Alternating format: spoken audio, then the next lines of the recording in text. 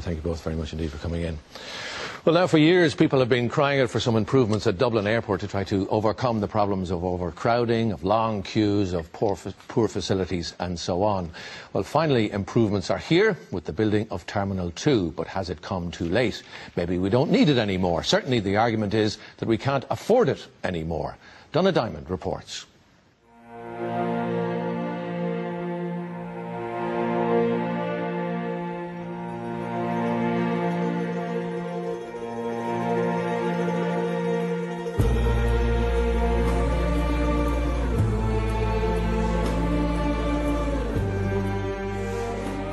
You may be wandering through Dublin's latest landmark building within weeks, but the purpose of Terminal 2 is simple: to bring travellers in and out of Ireland quickly and efficiently. This building's spacious halls and myriad shopping opportunities will be justified only if it attracts more people into the country.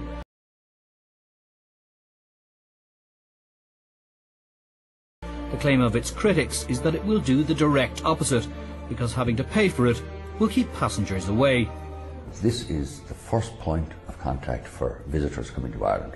And I think it's very important that the impression people get is positive.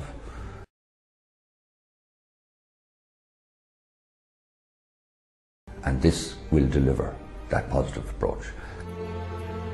What T2 does is it gives us the opportunity to showcase this country, to be positive about what the future holds for us, and to actually deliver a level of service which the passengers, Irish passengers, deserve and incoming passengers deserve.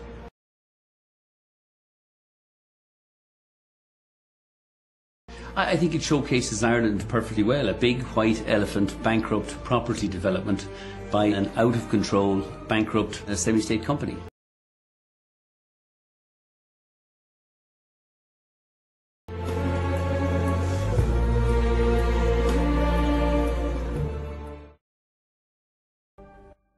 Whether or when we need Terminal 2 in the future is dependent on the deeply uncertain question of economic growth. But the collapse in passenger numbers at Dublin Airport makes it absolutely clear that we do not need it now. The number of passengers using Dublin Airport has plummeted from 23.5 million in 2007 to approximately 18.5 million this year.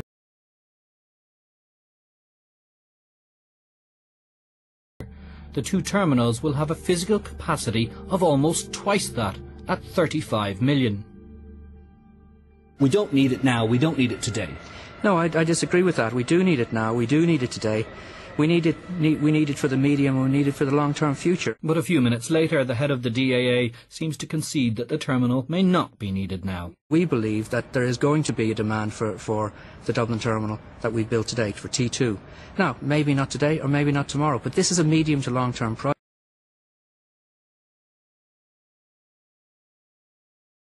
Well, of course, it was needed when it was started, when the planning started for this, which was back in 2003, 2004.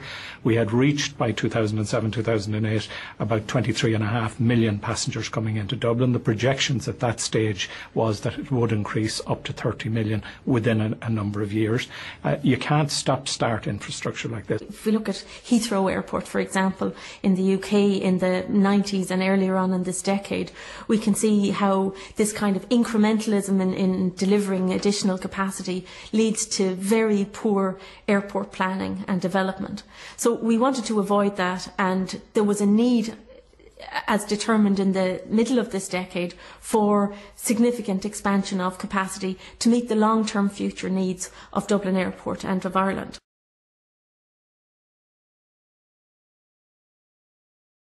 If you're independent expert, the best example they can come up with is another out-of-control monopoly, Heathrow. Look, Brussels-Charleroi has built an airport terminal for 8 million passengers, 25 million euros. We're building an airport terminal for about double that number, 20 million passengers, and we've managed to piss away 1.2 billion on it.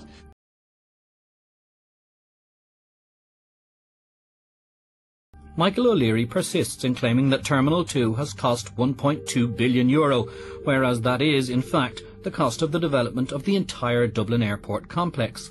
The DAA says that the overall development of the airport involved spending on the T2 project of €609 million, airfield improvements and aircraft parking of €120 million, the extension to Terminal 1 costing 50 million, upgrades to Terminal 1 and airfield at 100 million, utilities 50 million, landside and quay infrastructure of 60 million euro, retail and commercial projects 30 million, other projects 50 million, and Pier D 120 million euro.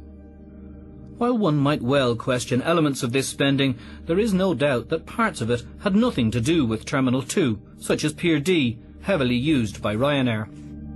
Was Pier D not built as part of this, and is not something you need? Pier D, which was originally designed to cost 26 million, finished up costing 150 million when finally built by these numpties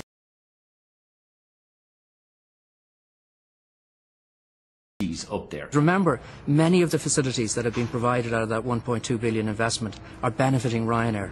The contact stands that we've built over the years, the first phase of our investment here at Dublin Airport was to provide the taxiways, the apronage, the contact stands and the piers. They're absolutely critical for a low-cost airlines operation.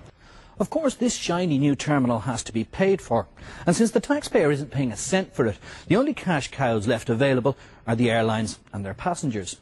The question is whether this facility and all it offers will attract more vital airline traffic into Ireland, or whether the soaring airport charges it necessitates will drive them away.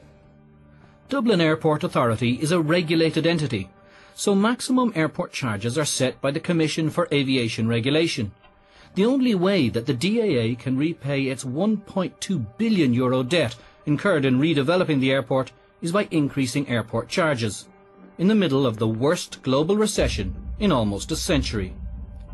The maximum revenue per passenger set by the regulator for 2009 was €7.39.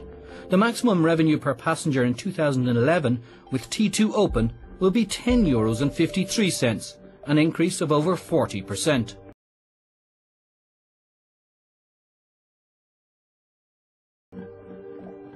Since it inhabits the somewhat bizarre world of the regulated entity, the DAA is entitled to impose an increase in charges when passenger numbers fall, since its costs are seen as fixed.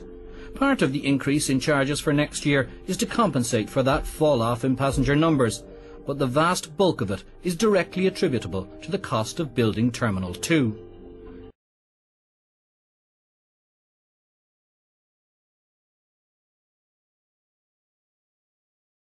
Even Aer Lingus complained that the cost was too high because there was too much retail space in the building, and the independent regulator indicated as far back as 2007 that the terminal was simply too big.